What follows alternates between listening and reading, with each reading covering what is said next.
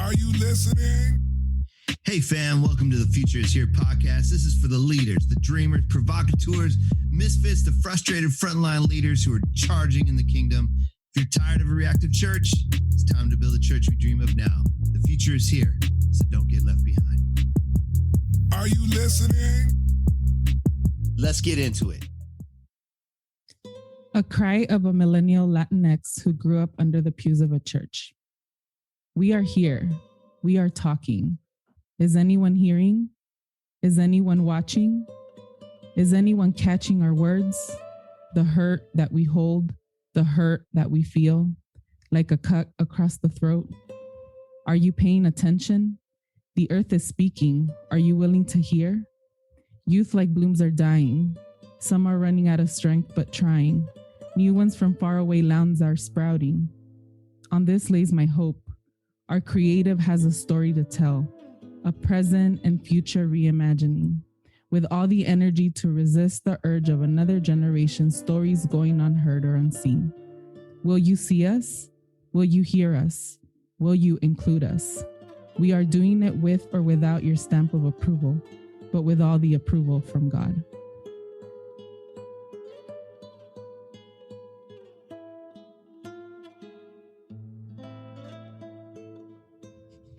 Friends, welcome to another episode of the Future's Here podcast. I'm extremely excited about today. We're talking with a friend of mine, a new friend, about leaving the church. And I love that poem that she just read. Is anyone hearing? Is anyone watching? Is anyone catching our words? Friends, on the Future's Here podcast, we are about how do we reach this next generation? And we know that there's 1.2 million young people leaving the church. And so a couple months ago, I get a package in the mail. And in this package is this wonderful book called Groanings from the Desert. And it's a collection of poems from Alma Cardenas-Rodriguez, who I'm going to introduce to you in a minute. And she just sent me a note and just said, "Hey, I've written this book of poems. I hope you enjoy it." But she had this one thing there, and it said, "I'm one of the 1.2 million." And so that just struck me, and it just hit a chord in me. And I go, man, I've got to talk to this woman. And I started reading her poems, and they captured me. I was moved by many of them. And the one that you just heard right now is from our guest today. So Alma Cardenas-Rodriguez, welcome so much to the show. We're so glad to have you. Thank you so much for sharing your poetry and your art with us today, man. I'm glad you're here. Thank you. I'm so grateful and humbled to be in this space, which has been a space where I too grew as I engaged in urban youth ministry here in Sun Valley, California. And it's interesting that you talk about, you receive this package, and if you only knew how I struggled to send this book to traditional faith-based communities where I don't find myself in right now. So it's so weird to make decisions that don't feel normal to be at the moment, but I'm grateful that I've been that I just went on with my gut feeling, followed, took a step of faith, and just grateful to be able to be in this space and share in hopes that there are many others like me that will connect to this work. Absolutely. I mean, I'm glad you took that step. I was struck by the book, honestly. And that's why we're here right now. Just had this conversation about why you left the church. And so it's an interesting story. And so just thank you so much for allowing us to journey with you kind of in the sacred space of your life and your story. So with that, in that note you sent me, it was like, you identified yourself. You said, I am one of the 1.2 million that has left the church. And you currently still work with youth right now, don't you? Yeah, I currently work with youth at different capacities, not so much in the context of a institutionalized, church. Right. If that makes sense. Yeah. And you came out of youth work as well. I mean, this has been your life and also you're a product of, people pouring into your life. And so in many sense, you're this urban youth worker, you're part of our community of people. That's how we would see it. But you've decided, man, I'm done with the church. And that's why I thought this was such a unique conversation. And why I'm so thankful to you, just to, for you to kind of open it up and share that with us. So explain to me, when you wrote that note to me, you took that step. Explain that to me a little bit. Like, what did you mean by that? When you're like, you identify with the 1.2 million? Yes, absolutely. So just to share a little bit of my background, since I could remember, since I was in diapers, probably, I grew up in a Protestant Pentecostal church in the San Fernando Valley of Los Angeles, California. And so that experience and that upbringing was twofold, because on one side, it was where I met my friends who became siblings and lifelong family. It was where I saw the hands of hermanas come together to help just one family, one community, to eventually be the ones to buy and support the buildings. But at the same time, on the other side of the coin, it was anything but a gospel of the good news that we constantly heard growing up. They gave us this image of, there's only two ways you can go. There's the life-giving way and the death, hell-leading way. But one of the questions that I constantly wrestled with in my upbringing was, what if the life-giving way was actually killing? But as I asked that question, I was constantly met with silence, because questions, doubts, or challenging leadership and the ideas within the context of our church community were never welcome. And so one of the things that the church culture perpetuated was a culture of policing our clothes, policing our families, who we hung out with, who we didn't, our friends, our thoughts. Free will and choice were okay to exercise for as long as it fit the mindset and the patterns and the molds that they were teaching us. And I always tell this story because I think it's funny. Like, one of the deacons would literally take us up into this little room to check if we were wearing a fondo underneath our skirt. I don't know how to say fondo in English, so I'll just leave it at that. But yeah, so it was interesting. And, you would show up to church. Generally, somebody would shake your hand, but we were met with like, are you chewing gum? And how long is your skirt? Or are you wearing nail polish? So it was that kind of culture. And so another thing, so it was that kind of culture, but it was also during the times where Jesus was coming soon was being preached a lot. It was the era of evangelists. I grew up listening to Yaya Avila, Josué Dion, among others. And so the idea that Jesus was coming soon was instilled in us. So we were always like in a hurry to just be perfect and ready to go. So we really never planned to, we never really dreamed. I feel like that hindered us from dreaming, because I don't think, we have this conversation with my husband, Sergio, all the time. I never thought I would make it to 18. I never thought I would attend a university, or much less have children or get married. And so, the pastors and leaders, were put on pedestals, and our parents trusted them enough to have a say in our upbringing. But that culture of shame of always pointing out what was wrong with us instead of what was right just drained me. And so the moment that hit the fan for me was when I got called into the pastor's office, or a leader's office, at that time, because he wanted to have an intervention, because I had just been caught truant and my mom just needed help. My mom was a single mother, and she just needed somebody else to talk to me. And so I remember walking in the room, it was just him and I, and he just started asking like, hey, what's wrong with you? Like, what's happening? We need to talk about what's behind the fact that you just got caught being truant. And so I responded with, well, actually, I want to talk about something that happened to me at church about 10 years ago that pertains to Me Too Church too.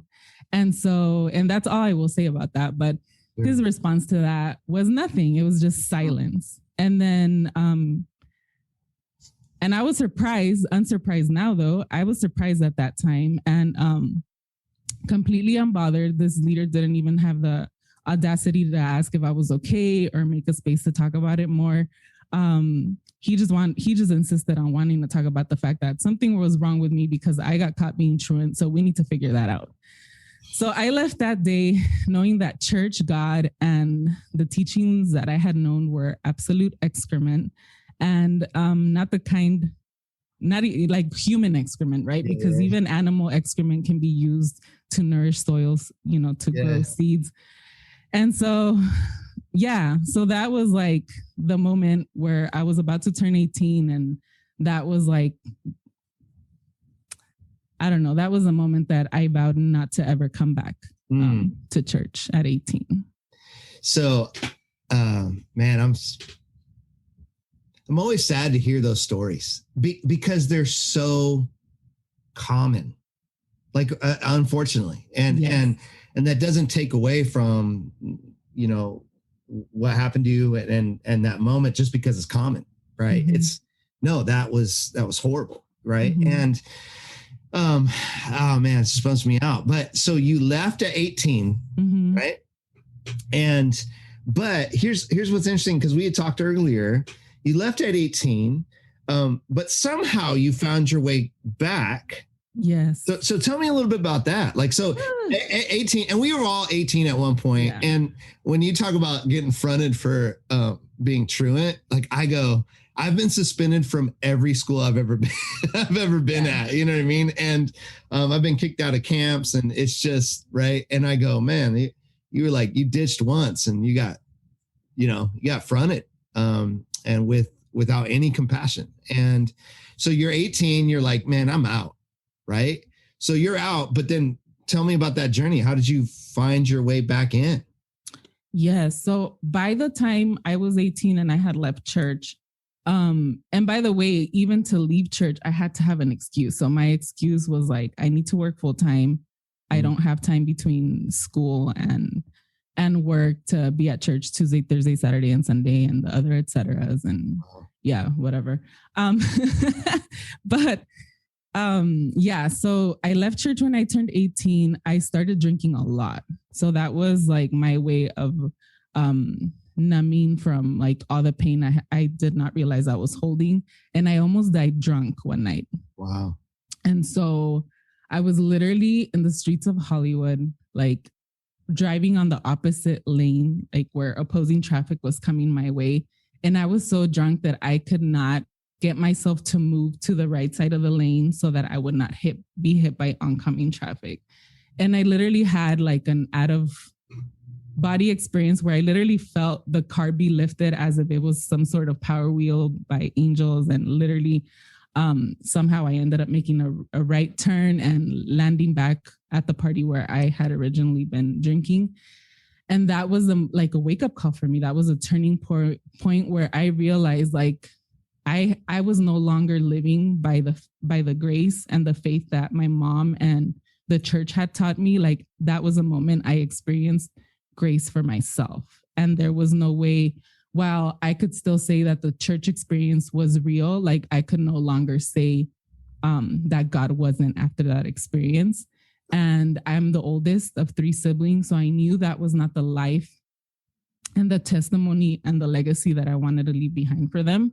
So a couple months later, just as I was turning 21, I ended up coming back to church through a youth camp. Wow. Okay. And so that began my journey back to church, but still being confronted with the same reality. It was like this culture of like leaderships wanting to hold you accountable and wanting you to be transparent about your life, while these people were not willing to give the same. And so it was like, this still smells like something that is not Jesus, but because I have now experienced God for myself, there's no way I could deny him. And I had more questions than ever before. And so for the first time in my life, I own my preguntona label as not something negative, but something that would lead me into this next season of my life. And that passage that kept playing in my mind was, do not be conformed to this world, but be transformed. Don't be conformed to the patterns of this world, but be transformed by the renewing of your mind. Yeah. And so that's what led me into seminary school, as I also began working with youth at around age 22, 23. So, okay, let me just encapsulate the story a little bit. Yeah. Right? You have this, you actually, when you're young, you had a horrible incident. You stick with it. You're in church, you're a child. And then 18 happens and you're done. And you're like, I'm out. You go kind of experience a little bit what the world has to offer. You have this incredible kind of miraculous experience. Couple years, you're like, okay, and you get drawn back into this community of people. Not only that, then you go to seminary. Now, here's where the story gets interesting, because you've actually left the church twice. So yeah. And this is after seminary, right? Yeah. So now you're in seminary. You're the best of us, right? As Christians go, right? You're in seminary. You're getting all the knowledge. You're learning Hebrew and Greek, or whatever it is, and you. So then you continue in the work, and then I think you were telling me it's been like 2 years ago. You were like, okay, again, you get to a point where you're like, I think I'm done with this. So help us and our listeners kind of, what's that journey from that point? So now doing seminary, you have all this experience and you start kind of moving into this work, but you got to that conclusion again. So share that part of the story with us. Yeah. And seminary was that I always describe seminary school as that passage in the Bible that talks about a paralytic that 4 people bring to Jesus. Yeah. And growing up in the church, that was preached to us as like, we're those 4 people that need to carry paralyzed people to Jesus to be healed. But for the first time in my life, realizing that no, sometimes we as Christians need to recognize the hurt and the experiences that we faced. And we need to recognize that we've been paralyzed by all that hurt and be willing to lay down and be carried back to Jesus. So seminary school was that moment where, Alma recognizes she can no longer move because she's too hurt by the reality. She needs to experience her healing. The seminary community did that for me. And while I could not, so it was interesting because I came to seminary school to learn everything I needed to learn to be the best youth leader ever. It ended up being that and more.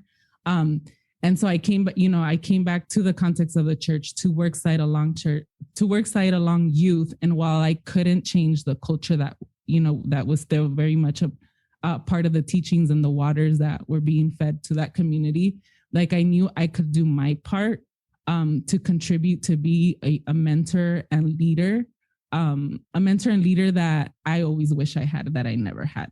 Okay. Yeah. And so that was my way of contributing. Like I couldn't change the entire thing, but that's how I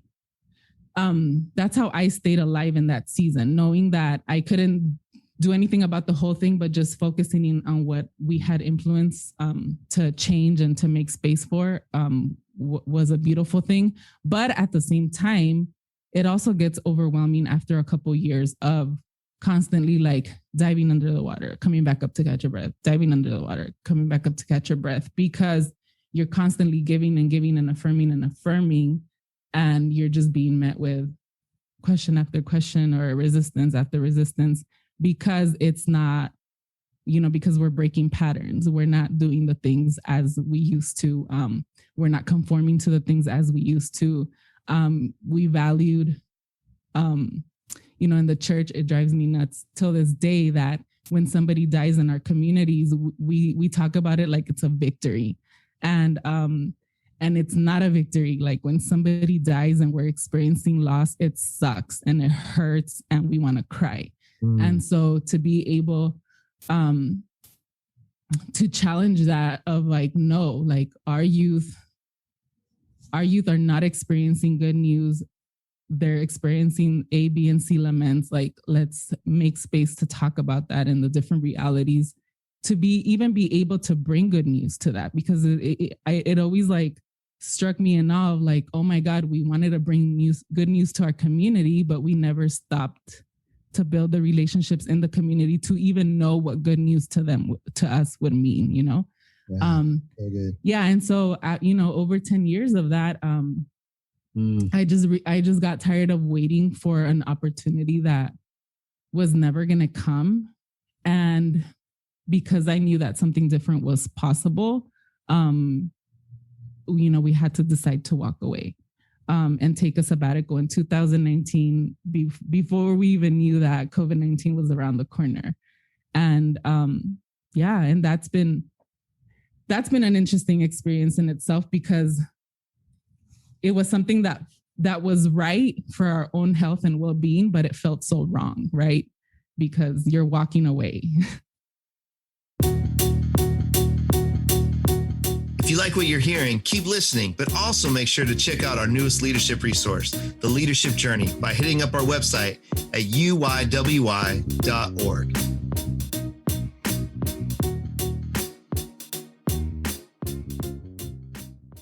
So much to what you're saying. I mean, one, leaders, if you're listening out there to this and probably connecting in a lot of different ways, understand too, from your story, Alma, it's not like, because I run across a lot of people, they dabble in church, something happens, they're like, dude, Jesus is fake. You know what I mean? Or like, I'm not with it. That's not your story. That's why I find your story so compelling, is because it's like, no, you've walked through it. You were shaped by this community church. You talked about kind of those two ways where you found community, but then you found the not so good news of the gospel. Like there was that dichotomy of like, I see people love me really well and care, but then there's also this like really a messed up theology about, it's just really about not going to hell. Mm-hmm. It's not about experiencing heaven now, like the kingdom is now, not yet. And so there's this weird dichotomy, which now, friends, you have 1.2 million young people they're like, yeah, I see it and I don't want it.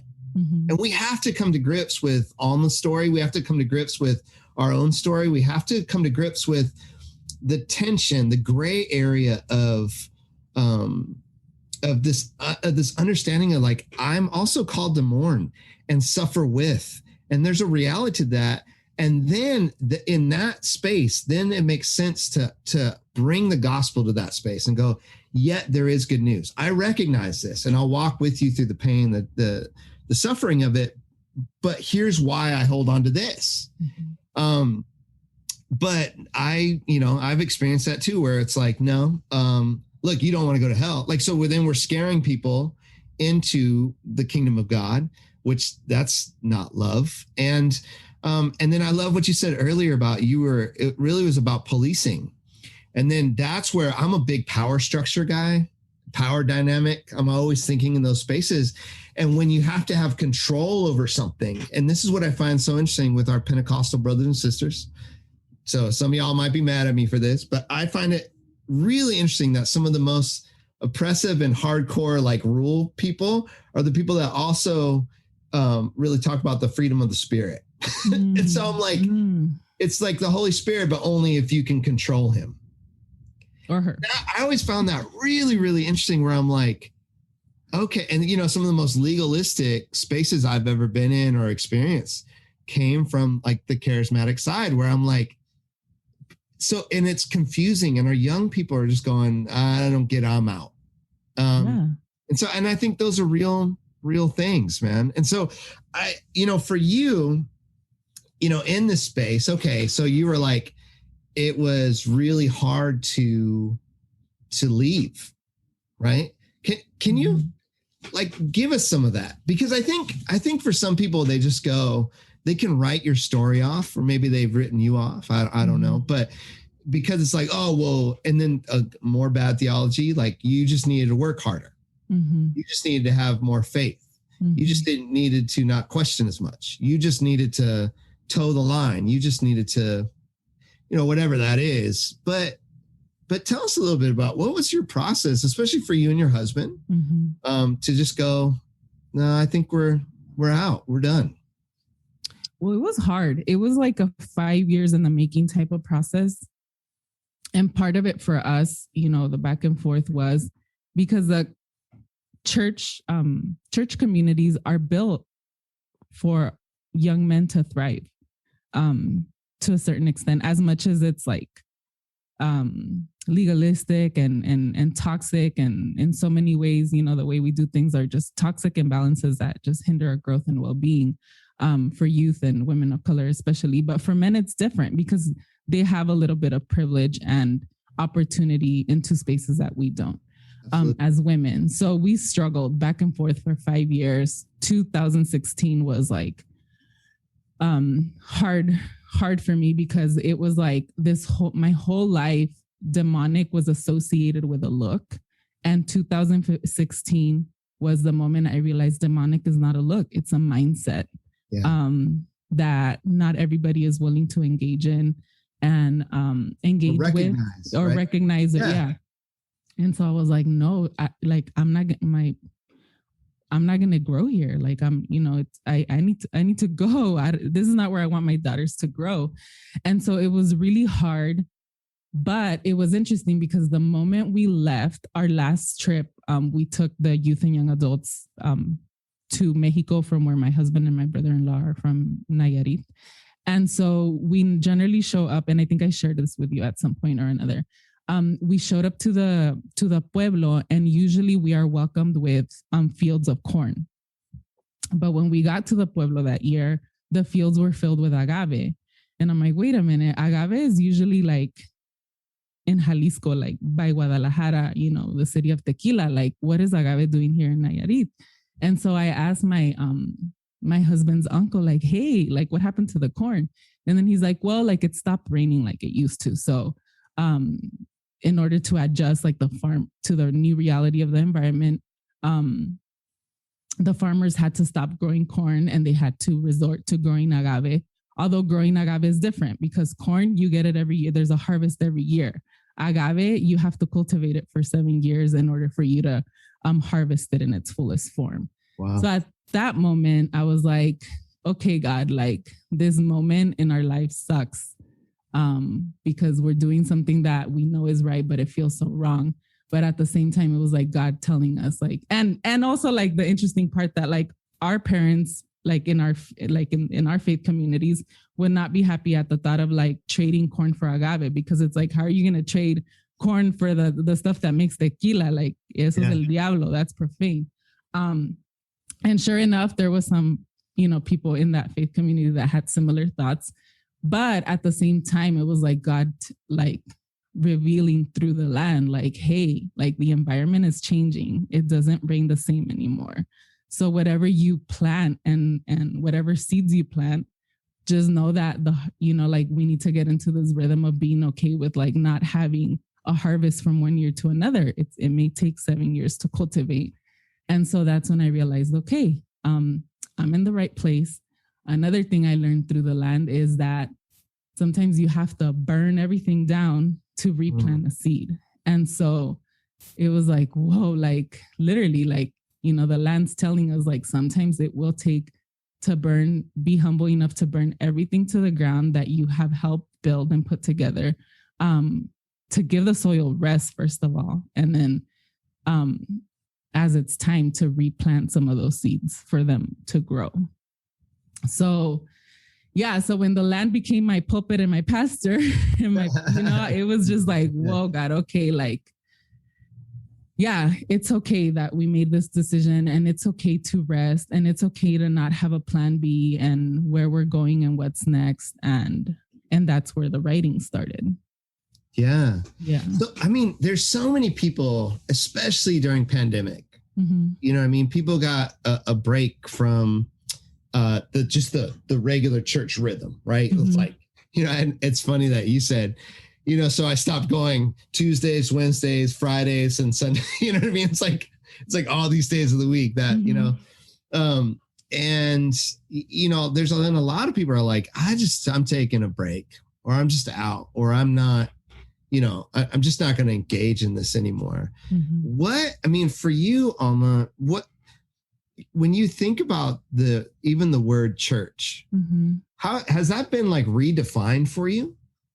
Are we talking here like the people of God? Are we talking about institution? Or are we talking about the actual gathering service component of that? Like in your thought process, and being were in seminary, you've been in ministry, you know, for all this time. Like, how is some of those definitions, or what is your definition, or how have some of those definitions changed for you? Like, how do you view that now? Yeah, I just, you know, I wrote in one of the poems in the book talks about like the church reimagined and what that looks like. And I just think it stops being just the store. It stops being a storefront, and it's not about building blocks, but relational interlocks. Right. And so we, you know, we don't need like another, like, I don't know. I'm trying to find the words to explain this, but we don't need like, what our youth need is to be able to contribute, you know, to make space, to be able to make spaces where we're listening to one another, where we're sharing our testimonials. I think one of the things that has hurt the church so much is that we narrowed our church agendas to flow in a way where we're in and out in an hour, and we lost the testimonial time. Yeah. And I think that's part of what kept us alive back in the days, even after I reflect on the testimonios that las hermanas and los hermanos would share. Even in the testimonios, there was so much power, even though they weren't fully transparent in those testimonies because of the shame and the different things associated with some of those stories. And so as I reimagine church, I feel like it needs to be more relational. We need to be willing to just break some of those cycles. And again, the land and creation being my pastora right now. A couple of weeks ago, my husband and I celebrated a 10-year anniversary. So we went to the vineyards of Paso Robles. Yeah. And it was interesting to me to show up and see the vines looking dry. I had never been to a vineyard before, but I was like, wait a minute, like these vines look dry. What's happening? And so as I started learning about the process of grape growing, I realized that vineyards go through a winter dormancy where they have to be pruned. And in the 4 seasons of their lives, every cycle, they only bear fruit for 1 season. And so thinking about John 15, like, you know, God is the vine, we are the branches. And who and how did taught me, because I understood that we needed to bear fruit all the time, because otherwise you would be cut off and thrown into the fire, right? Yeah, because Jesus is coming back. Yeah. So it was like, oh my God. So it was like a sigh of relief to understand, oh my God, vines go through a winter dormancy where they are pruned. They look dry, but they're just getting ready for the next season.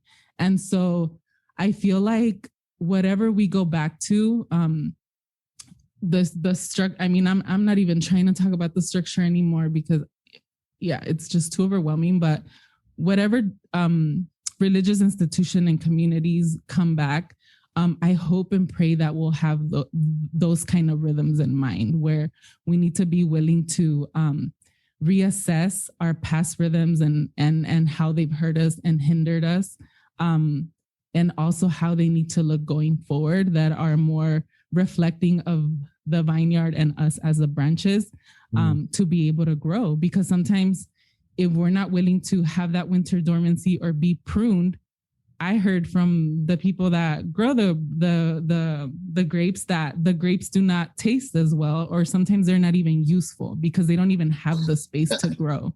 That's a word.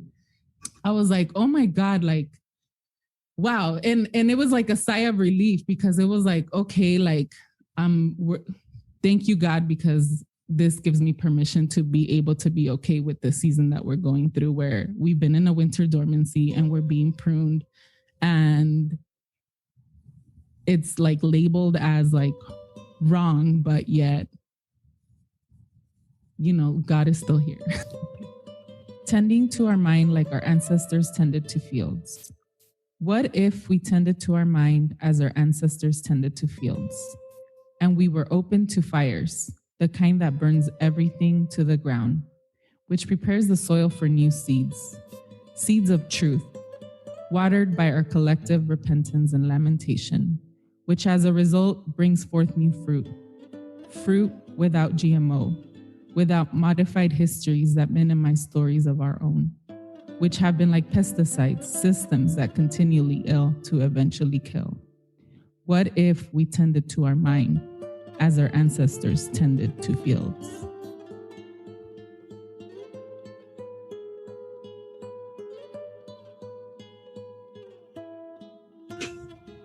That's so good. I think there's so many of us, and friends, I want you guys to know, myself included, where we're in a deconstruction period, where we have to confront the things that aren't true or that aren't healthy or that aren't good from our upbringing. But when you come to the institution of the church, just go, friends, I love, for me, I love the church enough to be critical of her.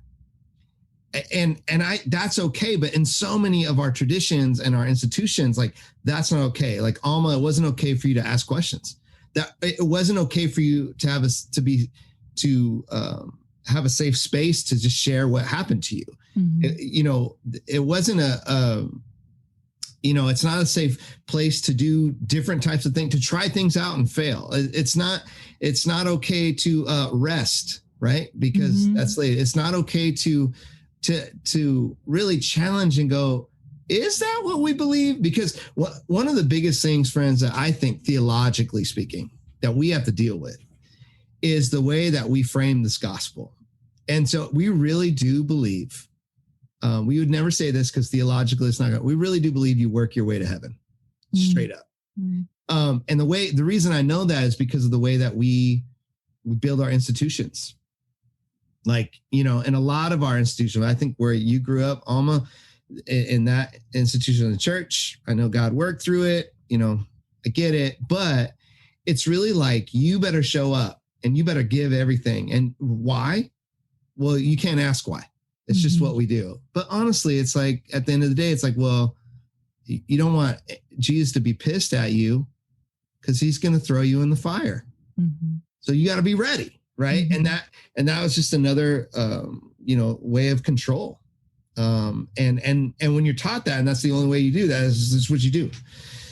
But in this time of deconstruction, of really going, okay, what's true, what's not, and are there different ways to do it? Are there different ways to live? We get extremely uncomfortable with that, So what have been some of the things that people have, maybe conversations that you've had, or maybe it's your old church, or maybe it's your parents, or, whatever you're comfortable sharing, but what are some of those, what do you think their fear is of you being in this space, that you're this part of your journey? It's been hard. It's been hard. My mom's constantly like, ¿Cuándo vas a regresar a la iglesia? When are you going to go back to church? Right. And I just have to be, and I've just come to a point where I just have to be okay with her not understanding certain parts of me that she just could never understand because her experience was so different.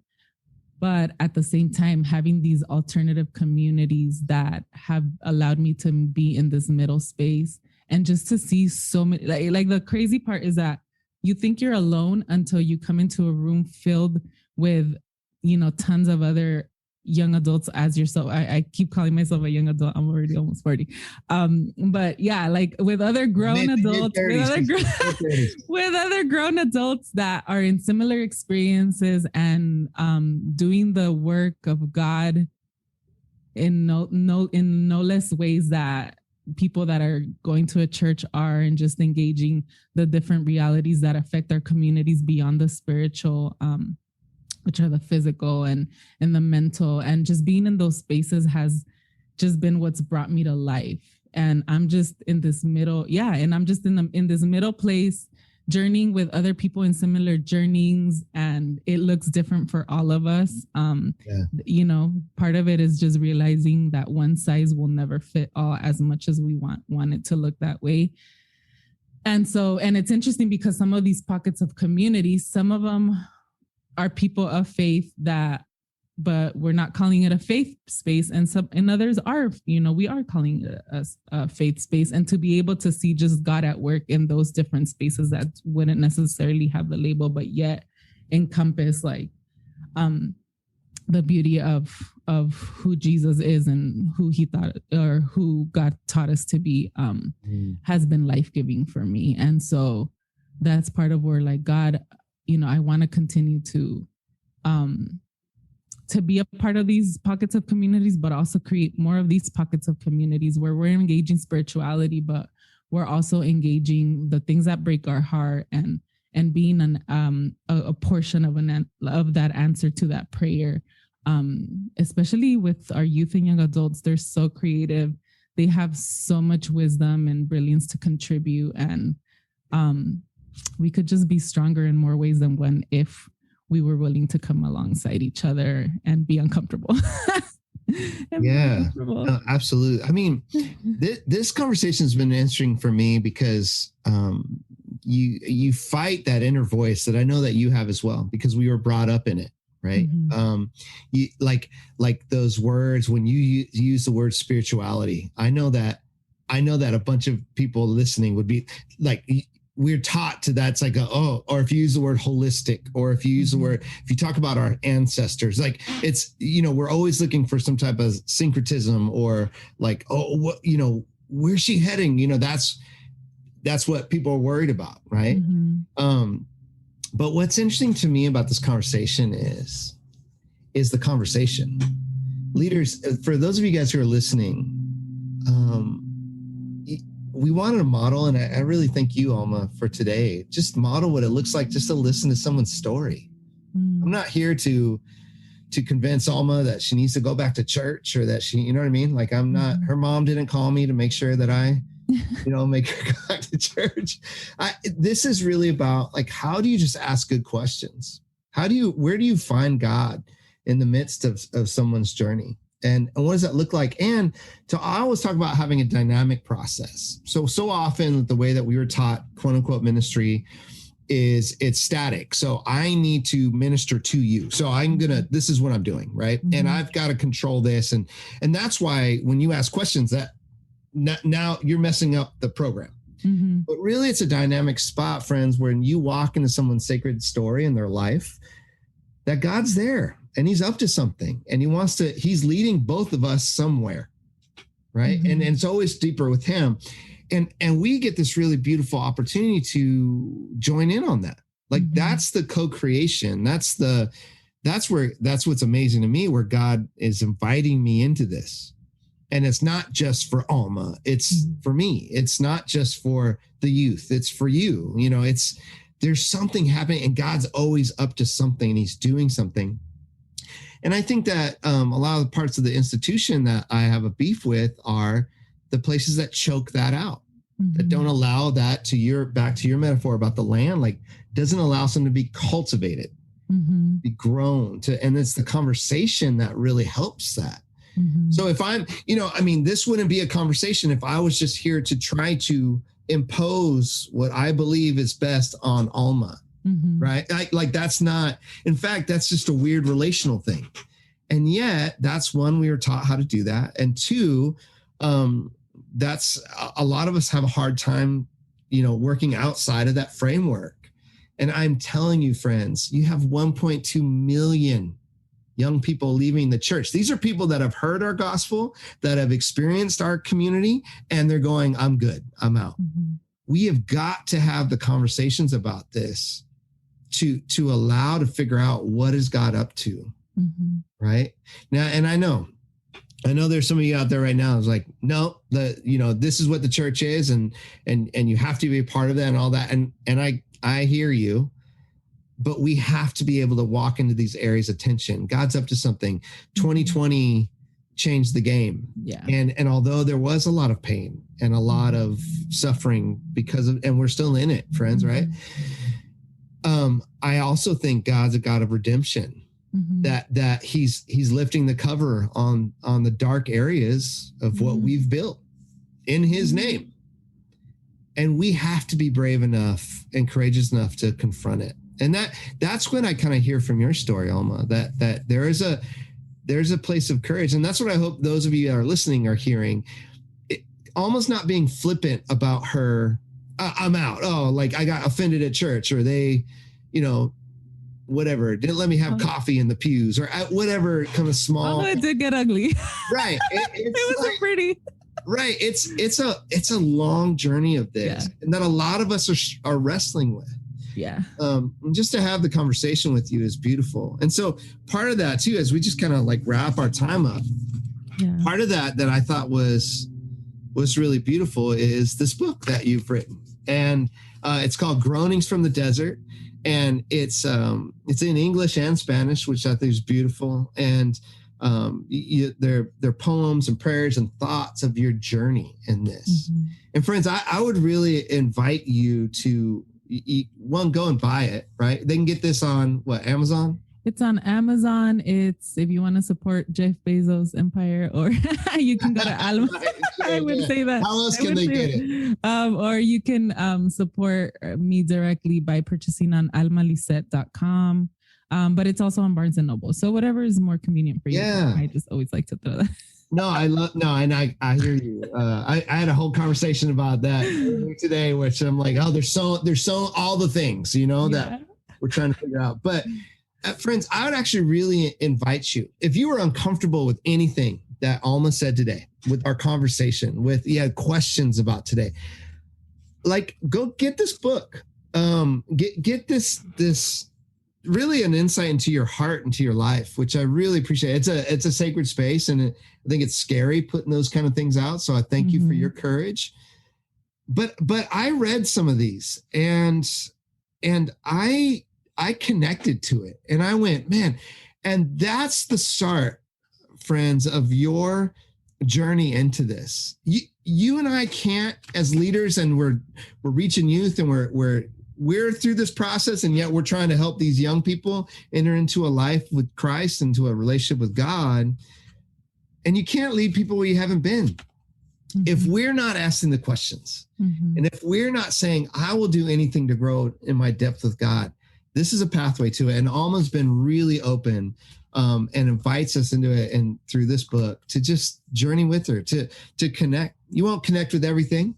And you might come to different conclusions. And we just want to give, if I can even give permission to just say, that's okay. And I would really encourage you all to ask the questions and to journey in the space that Alma, you so courageously have journeyed. And so I really appreciate you, sister. Any last thoughts for us or for our audience that, they're wrestling with all this, and they're students. Really, you're an example of what all of these young people are struggling with. Any thoughts for our audience? Yeah, I just want to just share that. First of all, thank you for this experience, to be able to tell my story through this platform. But second, I'm still a work in progress. I'm still, I feel like a baby. Like I feel like it's like a rebirth of Alma up after a prison break. It's weird. But the hope of this book is to hopefully not just share it with youth and young adults and who have experienced similar circumstances and who are part of the 1.2, but also to the current youth leader, to hopefully be able to draw some prompts or themes for discussion in the context of your youth ministry. And it's okay to not have a Bible study one of the days. It's okay to just maybe write. I mean, for someone like me who wasn't always comfortable with public speaking, because we were taught, like, wherever we go, sit down and just be quiet. It might be hard for people to even just sit in a space and talk, but writing is helpful for some of us to get our stories out in ways that we've never had before. So I pray that God would guide you creatively to be able to create spaces where we can share one another's stories, including our own as leaders, with full transparency, as you feel you can. And I think that will be the beginning of life-giving church, where we're able to tell our testimonials in the fullness of them, without shame and just humanizing each other again, like bringing us back down from like some of these pedestals that have not allowed us to walk together and talk together and cry together and all the human things that we need to be doing, because salvation is not for heaven, it's for earth. That's what Jesus taught us in that prayer. As it is in heaven, be on earth. So I don't want to wait to heaven what God meant for earth. And I want to be a part of that. So I love and it. it may or and that's it. And it may or may not mean going back to church. I don't know. Pastor Jay Woo Kim messed me up at Fuller's Chapel this week. He was like, are you willing to go back to where you came from after having been at a point of no return? So I'm sitting with that now as we speak. So yeah, it's I'm just so thankful for you, sister, and your journey and your just transparency. I think even just through this talk, your posture, your story, leaders, I think there's a lot of things we can take from this as far as like, what does it look like to reach that next generation for Christ and to really show like, yeah, the kingdom of God is here, and you can join in on it and be an active participant in it. We didn't even get into justice, but there's all that, right? I mean, what does it look like to suffer well with others? And so thank you, sister. And friends, thanks for joining us on another podcast of The Future's Here. I would direct you, man, check out our YouTube, Urban Youth Workers Institute, UYWY on YouTube. We actually you can hear directly from the youth. We have a youth panel video on there where we just said, why are you leaving the church? That was really, really good to continue to get into like what is behind the mindset and what are the things we need to challenge and change and pour into this next generation to be the church really that we are created to be and to bring that hope of the kingdom of God on earth as it is in heaven, as Alma said. So thank you, friends, guys, so much for joining us. We hope you join us next time. We'll see you guys later. Peace. If you enjoyed what you heard today, we don't want to leave you empty-handed. So here's a couple resources to help you shape the future. Get access to our latest leadership resource by visiting uywi.org and join our email list.